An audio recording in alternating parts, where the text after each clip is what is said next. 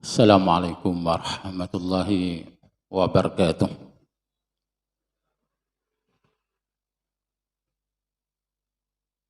Bismillah walhamdulillah.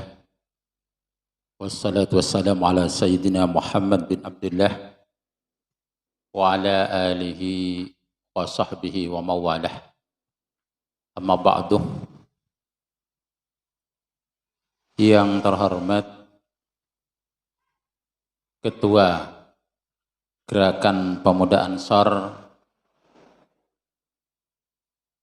Anak Cabang Pasien, segenap pengurus dan anggota Gerakan Pemuda Ansor, baik Ancap maupun Ranting yang hadir pada kesempatan ini yang saya hormati.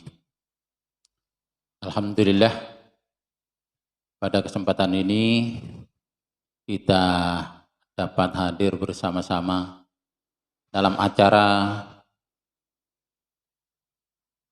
Kajum Manis, kajian Jumat Manis yang digelar oleh Gerakan Pemuda Ansor setiap bulan sekali. Yang kebetulan pada kesempatan ini saya bisa hadir, walaupun sudah 2 kali saya dikonfirmasi oleh pengurus untuk mengisi acara Kajum Manis. Alhamdulillah pada kesempatan ini bisa hadir.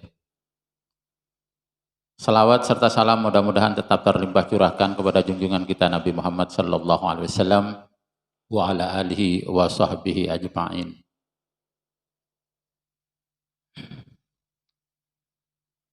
Kalau kita berbicara tentang Gerakan Pemuda Ansor,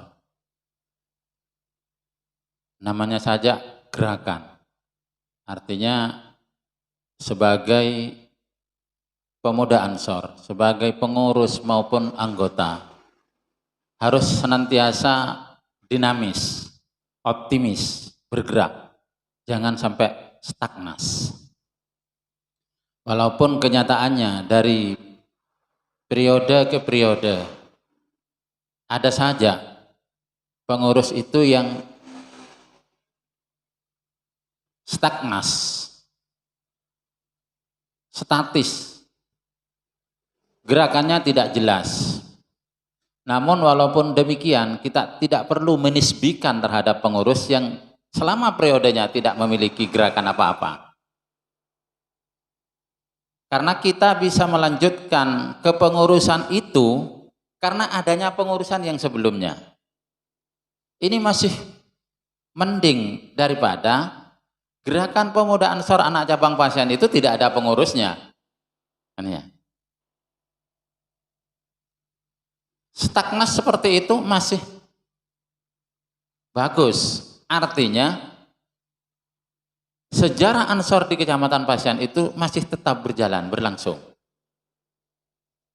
Lah, kita sebagai pengurus yang sekarang jangan sampai menisbikan terhadap pengurus yang lama. Apalagi kita itu merasa bangga dengan kegiatan-kegiatan yang banyak sehingga kitalah yang nampak. Jangan seperti itu.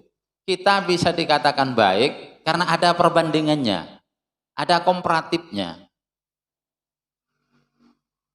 Sering saya sampaikan walaupun di forum NU sekalipun, jangan menisbikan terhadap pengurus yang sebelumnya. Justru kita harus berterima kasih kepada pengurus yang sebelumnya. Kenapa demikian? Likulli zamanin maqalun wa likulli maqalun rijalun. Setiap zaman, setiap waktu itu ada periodisasinya. Dan setiap kepemimpinan, setiap pemerintahan atau setiap organisasi pasti ada pemimpinnya. Itu diingat bahwa pertama ada periodisasi, ada masanya. Kita itu menjadi pengurus, kita menjadi IP Ansor ada masanya. Mungkin suatu saat kita akan melangkah kepada gerakan yang lebih tinggi yaitu di Nahdlatul Ulama. Bukan berarti kita meninggalkan terhadap NU ya, Ansor yang sebelumnya. Tetapi masa kita sudah beralih kepada masa Nahdlatul Ulama. Sama dengan saya. Saya semula itu ada di NU. Pertama kali diajak untuk jadi pengurus. Itu pun menjadi bagian mubarror. Bagian tengah-tengah kisorat. Padahal kalau dilihat dari latar pendidikan, saya pulang ke Pasian itu sudah S1. Ibri tugas kun ngatraki shorat. Tetapi apa? Sami'na wa atokna kepada semua pengurus. Karena pada waktu itu jajaran pengurus adalah guru saya. Jadi tidak membawa karena saya S1, karena saya DRS. Tidak. Tetapi bagaimana menggerakkan organisasi itu agar tetap berjalan dengan dinamis. Jadi setiap waktu ada masanya, ada periodenya. Kemudian setiap lembaga organisasi pasti ada pemimpinnya pada masa itu. Lah, kita berbicara tentang masalah peran gerakan pemuda Ansor di masa kini dan masa yang akan datang. Minimal, ini menurut saya ada 3 peran besar yang harus dilakukan oleh pemuda Ansor. Pertama, gerakan pemuda Ansor sebagai lembaga atau estafet kepemimpinan daripada Nahdlatul Ulama. Ini yang harus diingat. Pertama, peran kita ini sebagai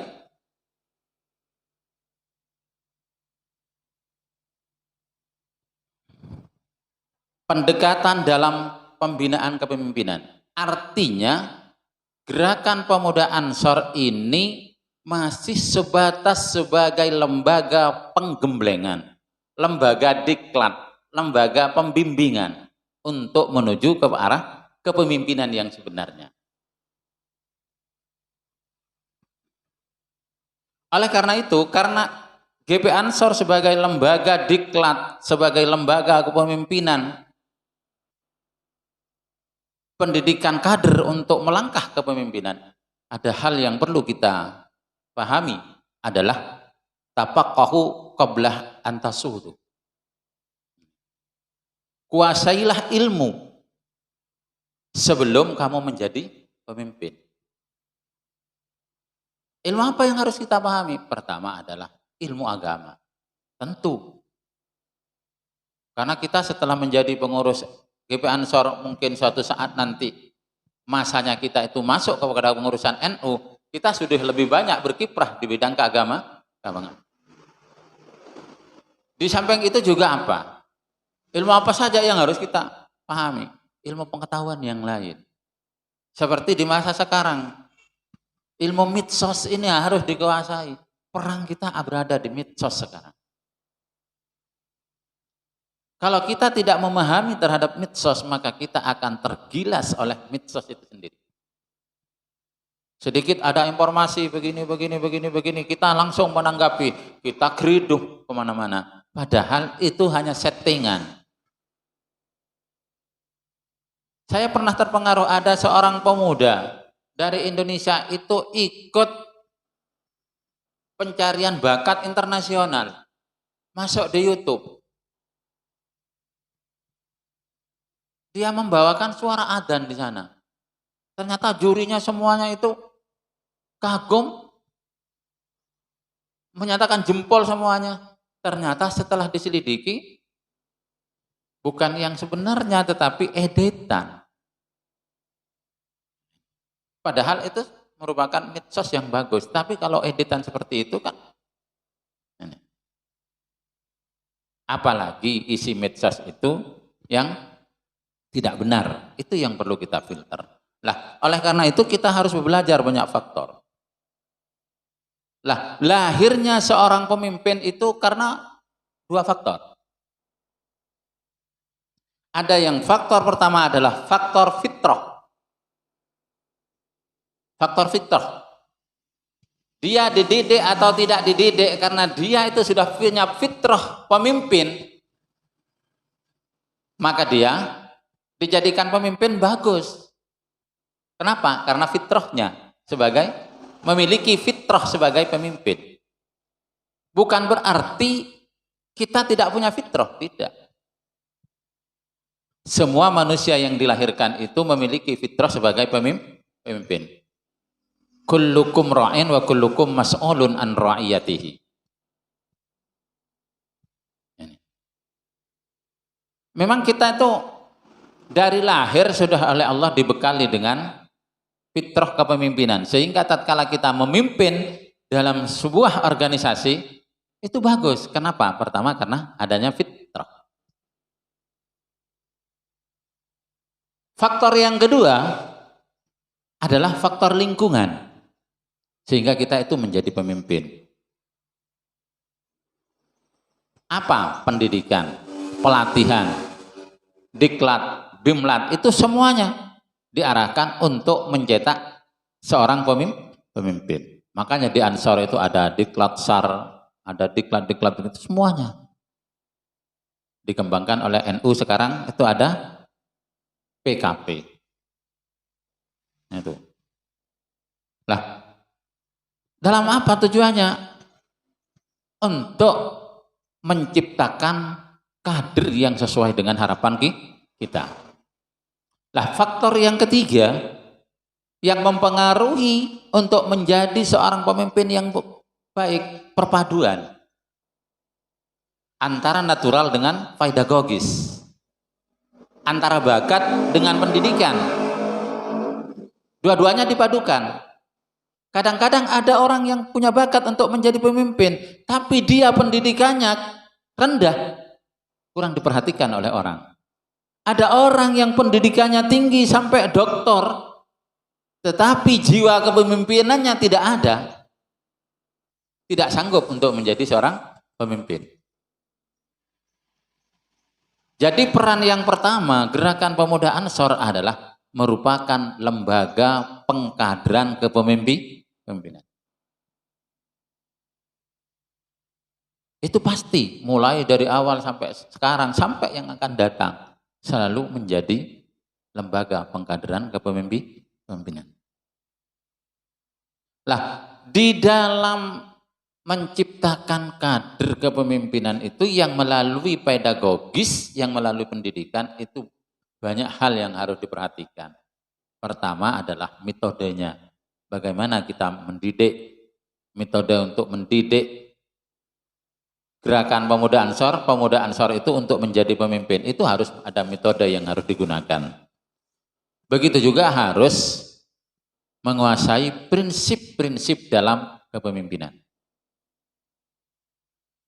Kalau metode dengan prinsip ini sudah digunakan, insya Allah akan lahir dari Gerakan Pemuda Ansor pemimpin yang menjadi harapan umat. Kemudian yang kedua, apa peran Gerakan Pemuda Ansor yang kedua? Sebagai pembawa perubahan. Ansor ini siap, harus siap. Dan tidak hanya sekedar siap, tetapi harus siap melangkah untuk melakukan sebuah perubahan.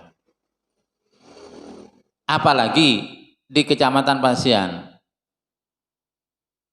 Gerakan Pemuda Ansor yang sebelumnya itu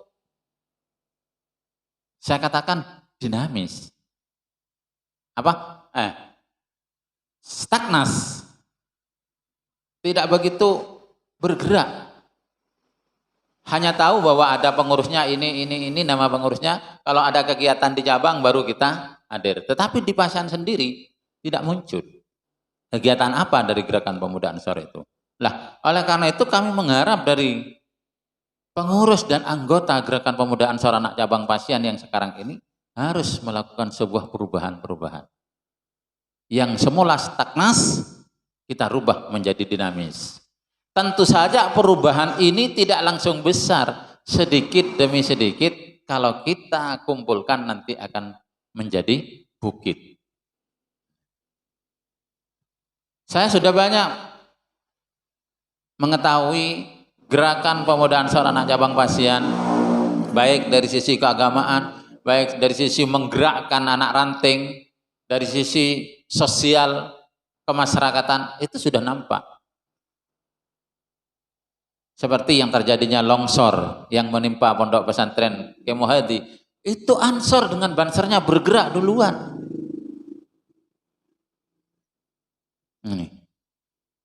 Sehingga tersentuh pengurus NU cabang, pengurus Ansor cabang, itu datang ke pasien. Kenapa? Karena kita telah mendahului bergerak.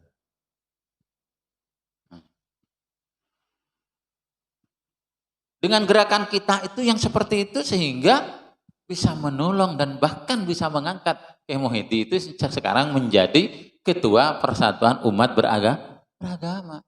Ini karena kita dia. Jangan dinafikan, itu diantaranya kita yang menyebarkan melalui medsos kemana-mana. Sampai Ibu Khofifah Gubernur itu turun. Kenapa? Karena peranan kita yang di medsos. Ini merupakan sebuah perubahan yang besar yang patut kita hargai. Walaupun kita tidak butuh penghargaan. Karena kita melakukan sesuatu perubahan itu ikhlas karena Allah. Lah, dalam perubahan apa yang harus kita rubah? Yang harus kita rubah pertama adalah mentalitas kita. Jangan mental kita itu menjadi seperti kentang. Tahu kentang ya? Ya, tahu kentang. Wortel misalnya. Sebelum dimasak keras, iya kan? Tetapi begitu dimasak lembek. Jadilah mental kita seperti telur. Telur itu sebelum dimasak encer, tetapi begitu dimasak keras. Itu telur. Yang terpenting lagi dan terhebat lagi kalau mental kita seperti kopi.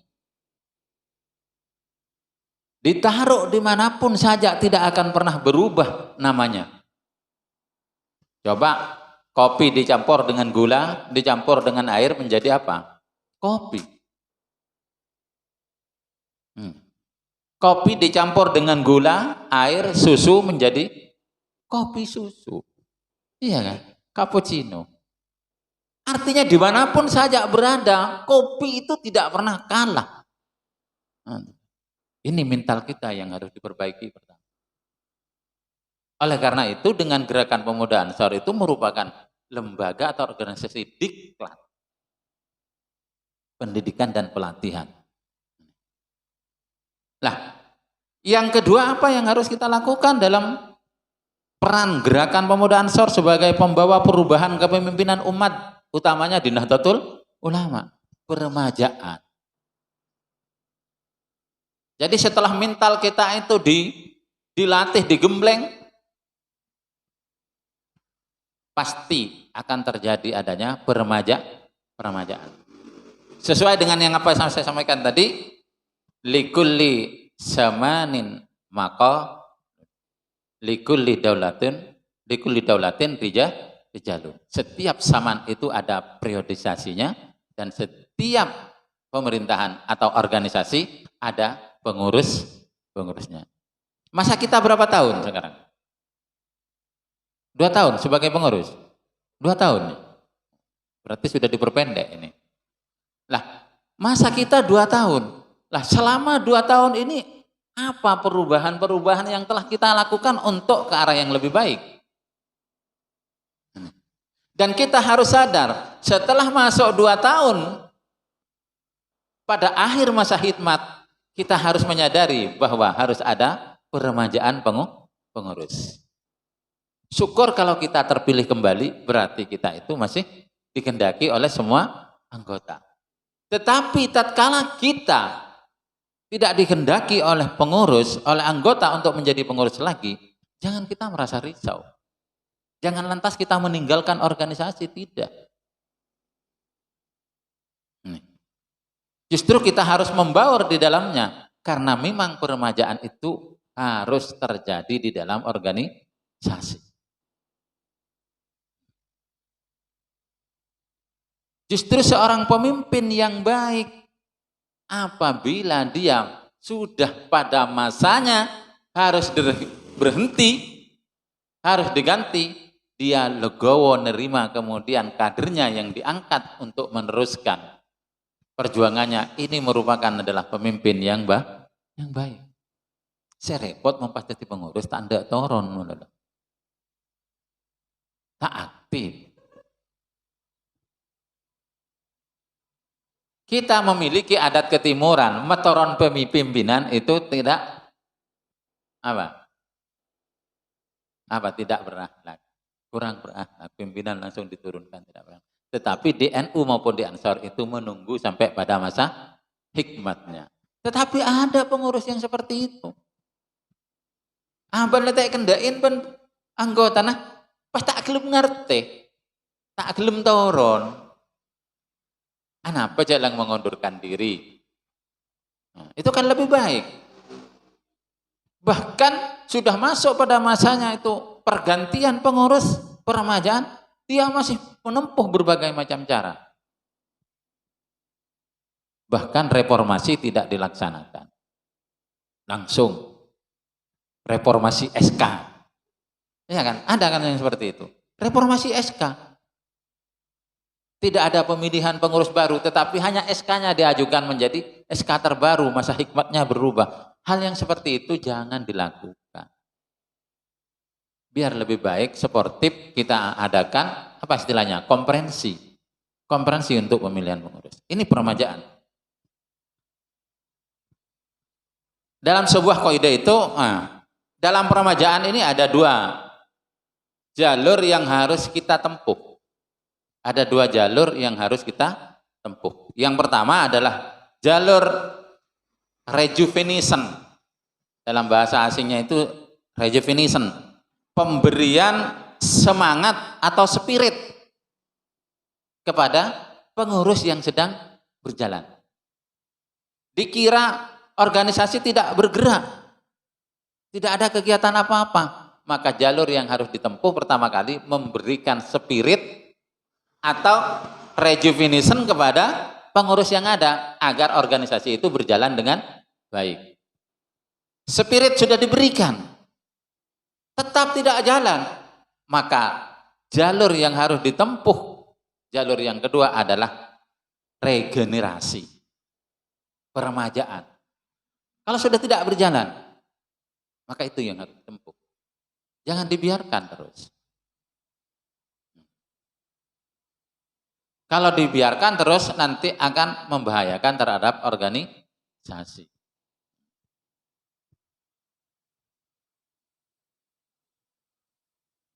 Kita menggunakan kaidah yang rejuvenation itu spirit al-muhafadzatuh ala qadimil shalih wal ahduh bil jadidil aslah. Memelihara terhadap yang lama selama masih dipandang baik. Artinya kegiatannya tak jalan. Kalau pengurus orang bagus kabeh. Yang kegiatannya tak jalan, tinggal kalau pandang kebaikannya. Kan saya tahu. Dan mengambil atau mengusahakan yang baru yang lebih baik. Jadi yang baru yang lebih baik. Jadi kalau mereka itu tidak jalan, tidak apa-apa lah, silakan dulu. Kita berikan spirit, berikan masukan-masukan. Tetapi kalau langkah yang pertama itu sudah tidak bisa, al-muhafadzatuh alal qadimis salih wal ahdu bil jadil aslah ini sudah tidak bisa, jalur ini ditempuh, maka tidak boleh, tidak, kita harus melangkah kepada jalur kaidah yang kedua, darul mufasiduh muqaddamun ala jalbil masalih. Menyingkirkan kemudaratan harus didahulukan dari mengambil kemaslahatan. Kalau sekiranya organisasi Gerakan Pemuda Ansor anak cabang Pasian ini akan menjadi terpenggalai, menjadi terperosot dalam jurang yang sedalam-dalamnya misalkan, segera singkirkan pemimpin yang seperti itu. Harus melangkah dengan komprehensi luar biasa. Tapi selama ini kan masih belum ya. Belum. Iya, karena masih dianggap pengurus itu masih baik. Kalau ini nanti ditempuh komprehensi luar biasa, keng lasara geluh. Tinggal saragelu. Ini yang kedua. Peran yang kedua, BP Ansor sebagai pembawa perubahan kepemimpinan umat utamanya di Nahdlatul Ulama. Kemudian yang ketiga, peran yang ketiga, gerakan pemuda Ansor sebagai masa depan umat utamanya NU. Jadi masa depan NU ini tergantung dari pemuda-pemuda Ansor ini sekarang. Kalau pemuda Ansornya yang sekarang itu baik, akan diharapkan nanti pemimpin di NU itu menjadi orang yang baik. Karena kita tidak selamanya akan menjadi pemuda. Kalau kita kaji di Kementerian Sosial itu yang namanya pemuda, ada yang memberikan tafsiran berusia antara 18 sampai ke 25, itu pemuda. Ada yang memberikan penafsiran dari 17 sampai 35, itu pemuda. Ada yang memberikan juga penafsiran dari usia 20 sampai 45. Itu 45 sudah batas akhir dari seorang pemuda. Artinya kalau kita sudah masuk pada usia itu, ya lalangalai cek nanang ian sorra. Masa cek la obun dua ngak gula nih kapaki nanang ian sor malo. Lepas ki kau cek pemudaan sor malo kan ini. Kan todus kau bu cek la obu dua kan ini. Kader yang di bawahnya itu yang diangkat untuk menjadi pemimpin Ansor. Lah, hal ini kama qala al-qail inna fi yadikum amrul ummah wa fi akadabikum hayataha.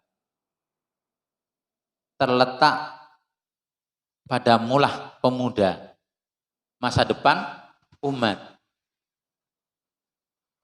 Jadi kalau kita semua sebagai gerakan pemuda Ansor, pertama mentalnya sudah seperti mental kentang atau wortel tadi, jangan diharapkan untuk menemukan pemimpin yang baik. Tetapi kalau mental kita minimal seperti telur, apalagi seperti kopi bisa mempengaruhi kepada lingkungannya, insya Allah kepemimpinan yang akan datang itu akan menjadi lebih baik. Jangan sampai terjadi seperti apa yang dikhawatirkan oleh Nabi Zakaria. Di dalam Al-Quran itu oleh Allah dicantumkan dalam firman-Nya, wa inni hibtul mawali min warai wa kanat imraati akiran fahabli min ladunka waliyan yarisuni wa yarisuh min ali Yaqub wa ja'aluhu radiyah. Nabi Zakaria itu sudah seorang nabi, tapi beliau khawatir. Khawatirnya apa? Tidak ada kader yang bisa melanjutkan perjuangannya beliau. Kenapa? Karena istrinya mandul. Istrinya Nabi Zakaria itu mandul. Nabi Zakaria khawatir, takut tidak ada generasi yang akan melanjutkan perjuangannya. Lah begitu juga kita di gerakan pemuda Ansor, jangan menjadi generasi atau pemuda yang mandul. Sehingga tidak bisa diharapkan oleh pengurus-pengurus Nahdlatul Ulama. Contoh, pemuda yang menjadi harapan bangsa. Ketua PAC kita sebelumnya. Ya kan? Kompong tada orang akan diadem. Mon beda orang tak ngadem. Tak kau aja nak kopeng mon beda orang. Kompong tada orang kan. Lah ini kenapa terpilih menjadi ketua MWCNU? Karena gerakannya dan perannya itu sudah diakui oleh pengurus MWC. Padahal kalau melihat dari sisi keilmuan, dari sisi usia lebih banyak dibandingkan dengan Rasad. Lebih banyak. Tetapi kenapa kok Rasad yang dipilih? Ini sudah terbaca. Terbukti gerakan pemuda Ansor selama dipimpin oleh saudara Rasad berjalan dengan dinamis. Oleh karena itu harapan kami, harapan saya selaku pengurus NU di bagian Muktasar, Dan LP Ma'arif yang sampai sekarang masih belum saya berjalan, LP Ma'arif karena saya akui penempatan saya selaku pembina LP Ma'arif itu salah menurut saya. Untuk saat-saat seperti sekarang. Karena apa? Saya itu pengawas di Kabupaten Sampang. Akan membina lembaga pendidikan yang ada di Pasian, sementara di Pasian ada pengawasnya yang dari Kabupaten Pamekasan. Takut saya itu dikatakan nanti, jaring-jaring Sampang, awe-cawe ke Pasian, anu apa? Itu yang saya jaga, imit. Kalau nanti ini imit yang seperti itu terjadi, didengar oleh pimpinan di Kemenak, nah ini nanti saya yang disalahkan. Walaupun saya bergerak di LP Ma'arif. Tapi tunggu tanggal Mei-nya. Barangkali Allah menakdirkan dalam waktu dekat ini proses sedang berjalan. Mudah-mudahan diridhoi oleh Allah. Saya ada upaya untuk mutasi ke Pamekasan.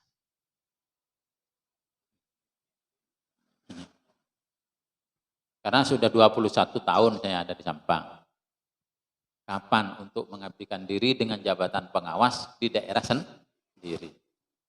Kalau nanti saya pensiun di Sampang, kapan untuk berkiprah di lembaga, di masyarakat sendiri? Ini rencana saya. Tapi mudah-mudahan itu diridhoi oleh Allah. Nah, dalam minimal 3 peran ini merupakan peran yang sangat mulia. Dan ini tidak mudah dan gampang. Walaupun hanya ada 3 peran. Peran pertama adalah sebagai pengkaderan untuk mencetak kepemimpinan. Peran yang kedua adalah melakukan sebuah perubahan-perubahan untuk ke masa yang akan datang lebih baik. Kemudian yang ketiga, peran yang ketiga adalah keberadaan umat di masa yang akan datang ada pada kita. Ini bukan hal yang yang gampang dan mudah. Maka Rasulullah pernah bersabda di dalam sebuah hadis, innal mutamassikah bidinihi fi akhir zaman lahu ajru khamsinah minas sahabah wa innahu kal qabid al jamrah wa dalika likillatil la'wan wa kasratil abdad. Ini yang harus kita perhatikan,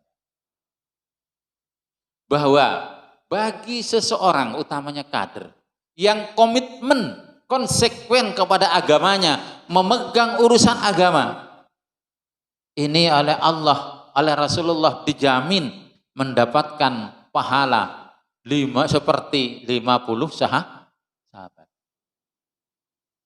Banyak, khamsin, seket. Ini riwayatnya.